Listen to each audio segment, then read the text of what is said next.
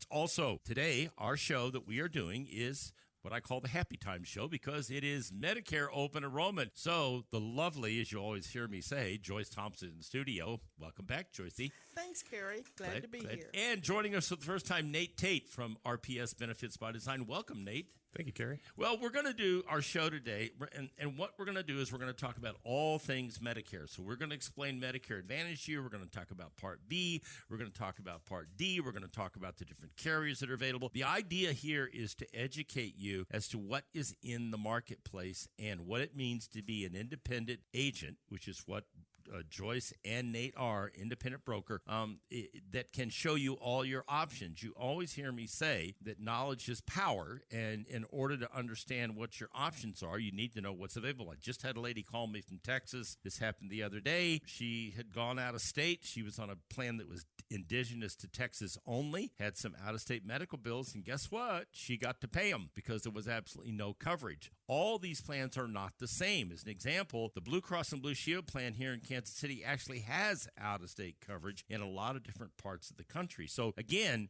it's important to have somebody that's an expert explain that to you, and we have our two experts right here in studio. Nate, talk a little bit about what it goes into the training, because every year you go through a pretty rigorous process, both from CMS, the Centers for Medicare, and from the carrier. So let's just start there so people get an idea of what it takes just to get certified to be able to do this.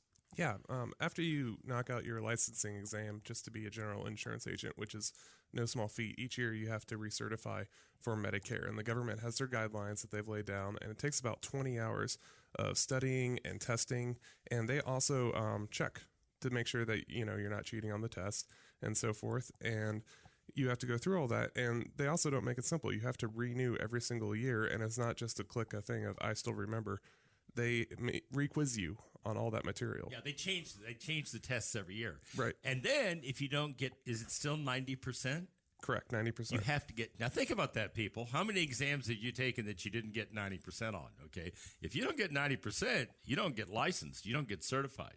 So there's a lot that goes into this. So then you do that. Then each carrier has their own little training program, correct? That's correct. Every one of them gives you the specifics of their network, what changed in their plans, how they want you to talk to people about it to make sure that you don't make a mistake in helping the client, which is the most important thing. So here's the deal, folks. Just because you're, somebody's a health and life broker, agent, whatever the case may be, they can't get up in the morning and say, hey, today I think I'm going to start writing Medicare. No, you're not.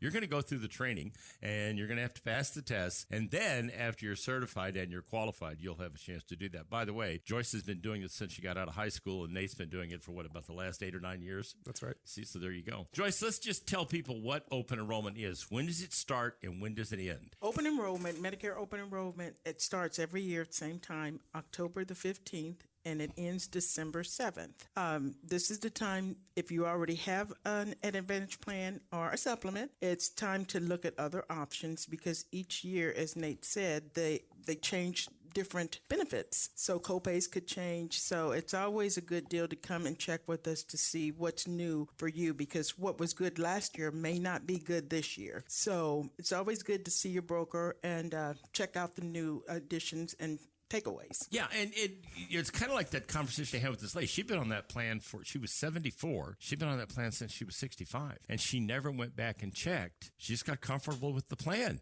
And she never went back and checked to see what coverage was. She goes to Arkansas, has a medical event, bam. She's paying 100% of that. And as I made reference a minute ago, Nate, Blue Cross of Kansas City now has kind of a unique plan where there is out-of-state coverage under Blue Cross. That's pretty unusual, yes? Yeah.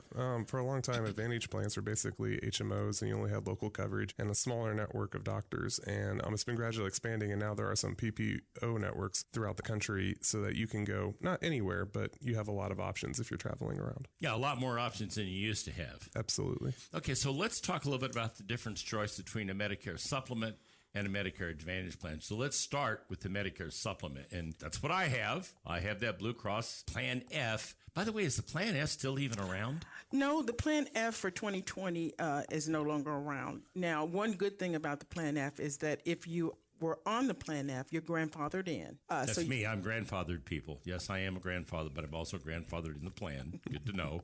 The Plan G, which is also a supplement, it is just as good as the Plan F. There's just a deductible. It's a small deductible, $198 annually. So that's all there is, and then everything works just like an F. And a supplement, the Plan G, we'll just say the G, the way it works is it's for your health, your medical, and you will pay a premium, but you will not pay copays after your deductible has been met. So it's a pretty good deal. A lot of people really love it. Once they get it, they don't want to do anything else. Sometimes I call it my Cadillac plan. An Advantage plan, the difference between the Advantage plan and the supplement, an Advantage plan, you may have a low to $0 premium, but you will have copays. Some copays are $0, some copays are $5, but you will have a copay more or less. Also, one of the differences in the two is an Advantage plan most of the time comes with supplemental benefits that the supplements don't carry. So it's a good deal, like vision, dental, hearing aids, so really good benefits.